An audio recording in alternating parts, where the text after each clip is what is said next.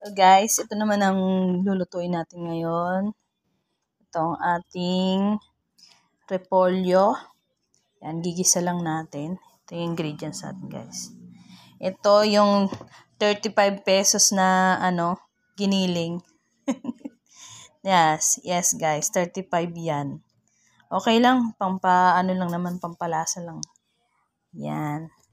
Namutla yan kasi hinugasan ko yan sa suka. Tapos inalawan ko maigi. Ayan. Okay, gisa na tayo. Yan guys, gisa na tayo ng bawang at sibuyas.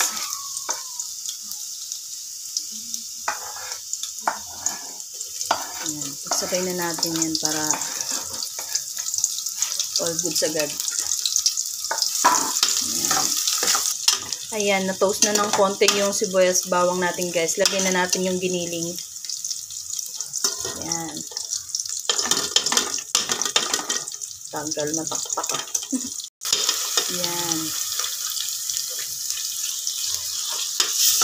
Ayan na guys, okay na. Na-toast na rin siya. Lagyan na natin ng paminta. Yes guys, titimplahan na rin natin agad yung giniling natin para malasa na talaga bago ilagay yung natin, yung gulay.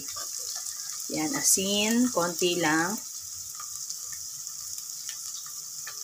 Yes, tas konting sugar.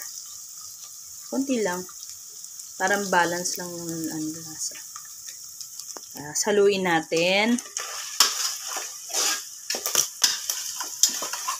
Yan, tatalsik-talsik na siya.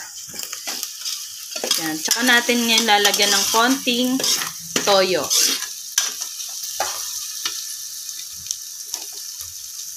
Yan. Okay. Yan, halo-halo. Ayan guys, nagisa na natin na maigi. Lagyan na natin yung ating gulay. Diba? Lasang malasa na siya bago lagay ang gulay. Ayan. Kasi malambot lang naman tong gulay na to, kaya tinimplahan na natin agad yung giniling natin. Para saglitan lang yung Yan, ang dami. Haluin muna natin. Dami pa natira dun sa lagayan. Ayan guys, hanggang ngayon naghahalo pa rin tayo.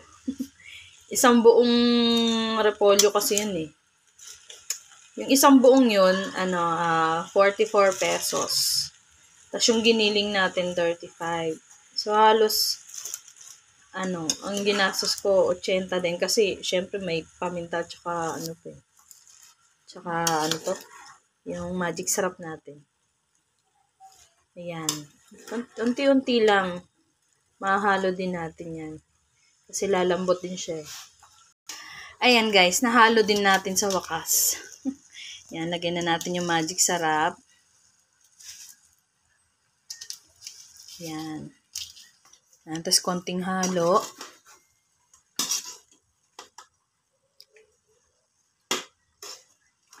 Medyo mahirap pa rin talaga siyang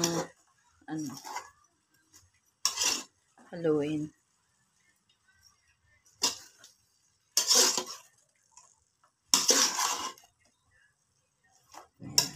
Yan, ngayon lagyan na natin ng sabaw. Yung sabaw guys, yung pinaglagaan ko ng corn. Yan guys. Yung pinaglagaan ng mais yan. Yan ang sabaw natin. Yan, tas konting halo. Then hayaan natin kumulo.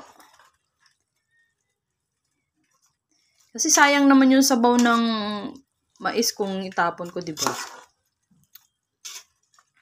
Kasi ako, naglaga akong mais. Yan, kinain ko kanina. Ayan. Ayan guys, takpan muna natin at hayaan kumulo. Yan na guys, luto na. Haluin na natin. Then, tsaka natin tikman.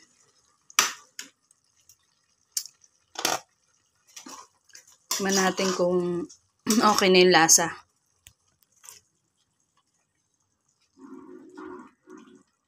Malikot ang video ko.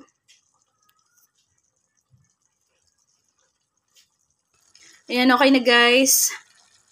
Na, kain na na. Okay na to.